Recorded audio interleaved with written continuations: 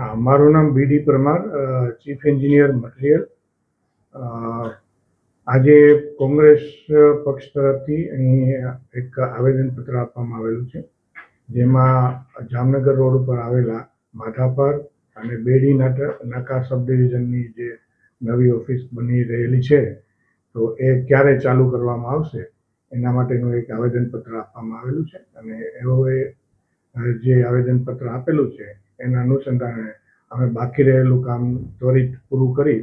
Civil કામ તો almost અમારું કમ્પ્લીટ થઈ ગયેલું છે, પણ એમાં આઈટી સેક્શનનું અને બીજું નાનું મોટું કામ હોય એ ત્વરિત કમ્પ્લીટ કરી અને એ આપણે આપણી જાહેર જનતા માટે ઉપયોગમાં મૂકીશું. કેટલા સમયમાં કામ પૂર્ણ થશે ને કેટલા સમયમાં ઉદ્ઘાટન કરવાનું છે? હા, લગભગ 15 થી 20 દિવસની અંદર અમે કામ પૂરું કરી દઈશું, અને જેનાથી વધારે શક્ય હશે તો એનાથી વધારે પૂરું કરી અને એને સક્ષમ અધિકારીની મંજૂરી લઈ અને એને આપણે પબ્લિક માટે ખુલ્લું મૂકીશું.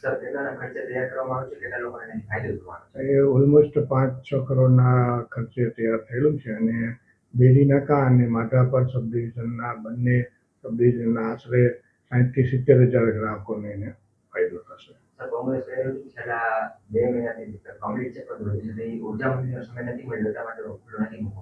ના, એવું ખરેખર એવું નથી, કેમ કે અત્યારે ઓફિસીસ બધી હાઈટેક થઈ ગયેલી છે અને બધી ઓનલાઈન પદ્ધતિથી બધી એપ્લિકેશનોને બધું થતું હોય એટલે 100% બધું કામ પૂરું કર્યા પછી જ અમે જનરલી અમારી ઓફિસીસ ખુલ્લી મુકાતી હોય છે.